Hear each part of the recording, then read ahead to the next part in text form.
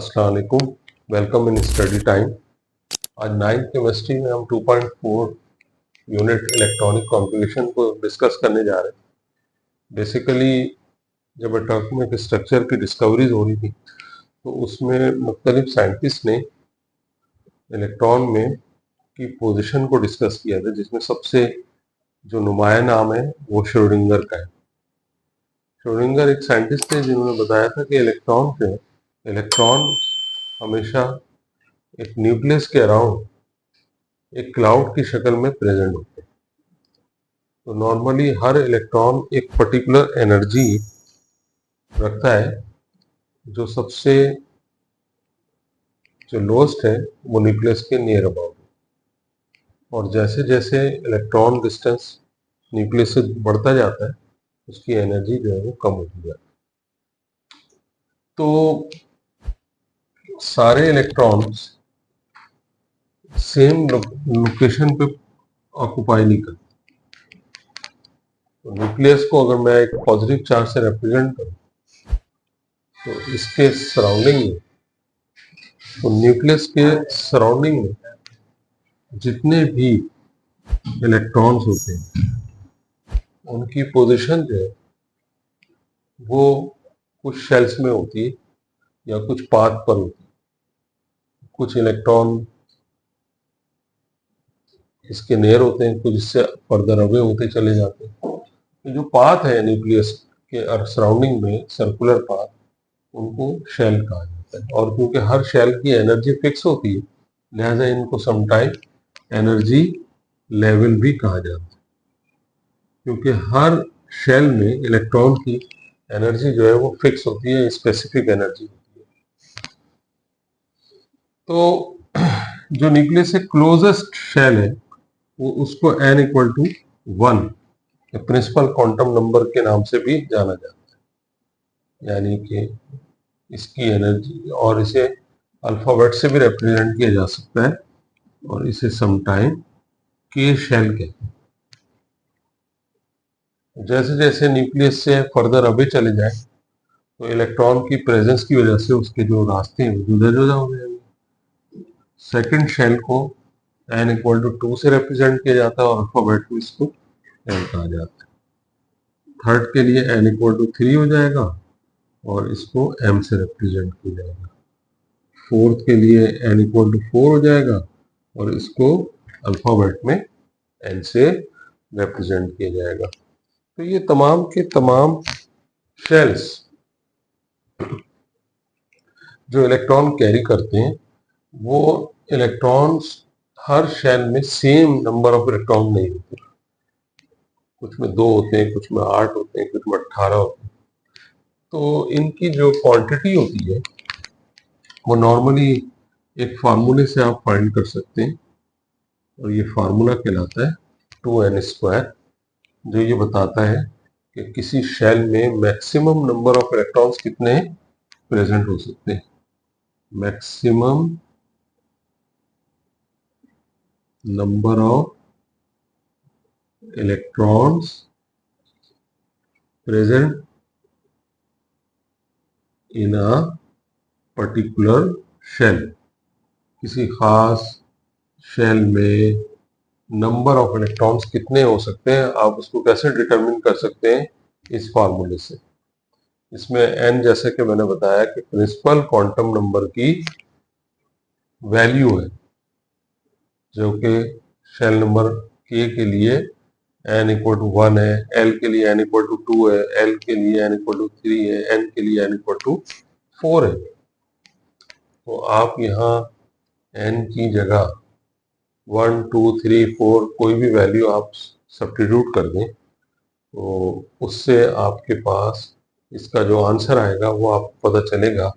कि जैसे अगर मैं आपको कहूँ कि के शेल जो है उसमें नंबर ऑफ इलेक्ट्रॉन कितने हो सकते हैं, तो के के लिए n की वैल्यू 1 होती है, याद रखिए 1 होगी, और 1 के ऊपर ये स्क्वायर है, स्क्वायर ऑफ 1 इज 1, 1 2 ज़ा 2, यानी कि इससे क्या पता चल रहा है कि के शेल में 2 इलेक्ट्रॉन जो है वो ऑक्युपाई हो सकते हैं, या 2 इलेक्ट्रॉन के शेल कैरी करता है। 2 इलेक्ट्रॉन्स। नाउ अगर हम सब्सिक्वेंटली ये n इक्वल टू 2 प्लेस कर दें, एल शेल के लिए क्या हो जाएगा, 2 into 2 square, 2 square is 4 and 4 time 2 is 8। तो 8 इलेक्ट्रॉन्स जो है एल शेल में कैरी हो सकते हैं। इसी तरह m is equal to 2 time of 3 square, because the value of n और m shell is 3। 3 square is 9, 3 3 are 9 and 9 2 are 18। ये 18 इलेक्ट्रॉन जो है इसमें कैरी करेगा। इसी तरह n इक्वल टू 4, तो n इक्वल टू 4 के लिए 4, तो 4 square is 16, 4 4 are 16 and 16 2 are 32। सो आप ये याद रखें जरूर कि किसी भी शेल में जहां इलेक्ट्रॉन मूव कर रहे हैं, फर्स्ट शेल के अंदर 2 इलेक्ट्रॉन होंगे, सेकंड शेल में 8, थर्ड शेल में 18, फोर्थ शेल में 32 इलेक्ट्रॉन मैक्सिमम हो सकते हैं।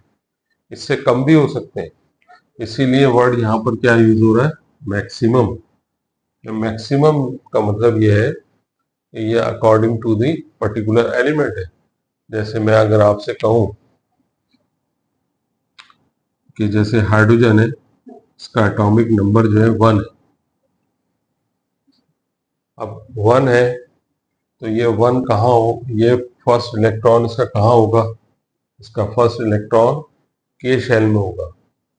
यानी हम ये कहेंगे कि हाइड्रोजन के लिए के में 1 इलेक्ट्रॉन है। अब के में हमने क्या पढ़ा है कि के शेल में 2 इलेक्ट्रॉन मैक्सिमम हो सकते हैं, लेकिन जब किसी एलिमेंट के पास एक ही इलेक्ट्रॉन हो तो वो भी के में ही होगा।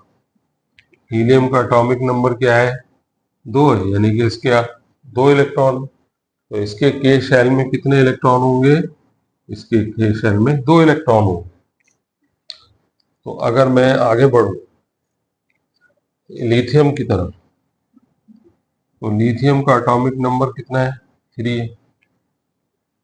3 का मतलब क्या हुआ कि इसमें जब के में 2 इलेक्ट्रॉन चले जाएंगे तो इसका बाकी थर्ड इलेक्ट्रॉन जो है वो कहाँ जाएगा, लाजमी तौर पर वो सेकंड शेल में जाएगा, क्योंकि के जो है उसकी मैक्सिमम कैपेसिटी 2 इलेक्ट्रॉन को कैरी करने की है। तो वो 2 जब कैरी कर लेगा तो थर्ड इलेक्ट्रॉन जो है फिर वो एल में चला जाएगा और वो एक ही इलेक्ट्रॉन रखेगा। अब एल की फिलिंग स्टार्ट हो जाएगी। मैंने अगर मैं लिथियम के बाद लूं ऑक्सीजन को, सपोज कर लें, तो ऑक्सीजन का एटॉमिक नंबर कितना है, 8। तो 8 इलेक्ट्रॉन्स होंगे इसके, 8 में 2 इलेक्ट्रॉन जो है इसके फर्स्ट शेल में यानी के शेल में होंगे, और फर्स्ट शेल में 2 इलेक्ट्रॉन के बाद बाकी कितने बचेंगे, आउट ऑफ 8 6 इलेक्ट्रॉन। तो जो 6 इलेक्ट्रॉन्स होंगे वो कहाँ जाएंगे, वो एल में जाएंगे। तो यूं जो है ये 8 6 हो गए। नेक्स्ट उसके बाद सपोज कर लें नियोन है, नियोन का एटॉमिक नंबर है 10। तो 10 का मतलब हुआ कि इसके शेल्स में 10 इलेक्ट्रॉन्स है, और 10 इलेक्ट्रॉन की कॉन्फ़िगरेशन क्या हो जाएगी कि फर्स्ट 2 इलेक्ट्रॉन्स है इसके के शेल में होंगे, और बाकी 8 जो इलेक्ट्रॉन बचेंगे वो कहाँ जाएंगे, वो एल में चले जाएंगे। यानी कि एल के अंदर टोटल 8 इलेक्ट्रॉन हो जाएंगे। तो के में 2 और एल में 8, तो 8 + 2 कितने हो गए, 10। तो लिहाजा ये 10 इलेक्ट्रॉन जो हैं, नाउ जैसे कि मैंने बताया कि हर शेल जब अपनी मैक्सिमम कैपेसिटी पूरी कर लेगा तो नया इलेक्ट्रॉन नए शेल में इंटर होगा। मैं मिसाल देता हूँ, जैसे कि सोडियम, अब क्योंकि एल की कैपेसिटी 8 इलेक्ट्रॉन की पूरी हो चुकी है, अब 8 इलेक्ट्रॉन से ज्यादा ये नहीं कैरी कर सकता, लिहाजा अब अगर कोई इलेक्ट्रॉन इससे एक्सेस हो जाए तो वो फिर इसके नेक्स्ट शेल में जाएगा। जैसे कि सोडियम है जिसका एटॉमिक नंबर 11 है, तो 11 होने की वजह से अब आप इसमें देखें कि इसके फर्स्ट 2 इलेक्ट्रॉन के शेल में आएंगे, नेक्स्ट 8 जो इलेक्ट्रॉन जो है शेल में आएंगे। अब ये 8 और 2 ये हो गए टोटल 10 इलेक्ट्रॉन्स। तो अब इसका 11वां इलेक्ट्रॉन कहाँ जाएगा? इसका 11वां इलेक्ट्रॉन इसके थर्ड शेल में जाएगा। तो इस तरह हम इलेक्ट्रॉनों की मुख्तलिफ शेल्स के अंदर फिलिंग को शो कर सकते हैं कि किस तरह इलेक्ट्रॉन जो है वो डिफरेंट ऑर्बिट में डिस्ट्रीब्यूट हुए होते हैं। स्टूडेंट, जब स्पेक्ट्रोस्कोपी से देखा गया तो पता ये चला कि जो शेल्स होते हैं वो सब डिवाइडेड होते हैं इनटू सब शेल्स। तो अब हम ये देखेंगे कि इलेक्ट्रॉन जो है सब शेल में किस तरह डिवाइड होते हैं। स्टूडेंट, जीमन और स्टार्क इफेक्ट की वजह से देखा ये गया है कि जो एनर्जी लेवल्स होते हैं, जैसे हम ये कहें कि अगर हम किसी एनर्जी लेवल को एक लाइन से रिप्रेजेंट कर दें, सपोज कर लें, तो स्टार्क या जीमन इफेक्ट की वजह से ये जो लाइंस है हाई पावर्ड स्पेक्ट्रोस्कोपी की मदद से जब देखा गया तो ये लाइन जो है कुछ स्मॉल गैप्स के बाद बजाय कुछ फाइन लाइंस और भी मिली जो कि सब डिवाइडेड हुई थी इनटू 3 और 5 और 7, यानी odd pair of odd electrons की सूरत में। तो ऑड पेयर ऑफ लाइंस की मदद से जब देखा गया तो साइंटिस्ट ने उन स्मॉल एनर्जी गैप्स लाइंस को नए नामों से या नए नाम से रिप्रेजेंट किया, उनको कहा गया सब शेल। आप ये भी कह सकते हैं कि जो प्रोबेबिलिटी है किसी इलेक्ट्रॉन की न्यूक्लियस की सराउंडिंग में प्रेजेंट होने की सब शेल में होती है। तो हर शेल वो सब डिवाइडेड हो गया डिफरेंट सब शेल्स में, तो जिनको रिप्रेजेंट किया जाता है एस या पी या डी या एफ, सो ऑन, आगे भी हो सकते हैं, लेकिन फॉर योर टेक्स्ट बुक ये 4 अगर आपको याद है तब भी आप आसानी से सॉल्व कर सकते हैं। ये सब शेल है। जिस तरह हर शेल की एक कैपेसिटी होती है, इसी तरह हर सब शेल की भी इलेक्ट्रॉन को कैरी करने की एक कैपेसिटी होती है। जैसे कि मैंने आपको बताया था के शेल में मैक्सिमम 2 इलेक्ट्रॉन्स हो सकते हैं। तो ये इसके अंदर मौजूद जो सब शेल होंगे उसमें भी 2 इलेक्ट्रॉन्स हो सकते हैं, यानी कि इसके अंदर सिर्फ एक s ऑर्बिटल सब शेल की सूरत में मौजूद।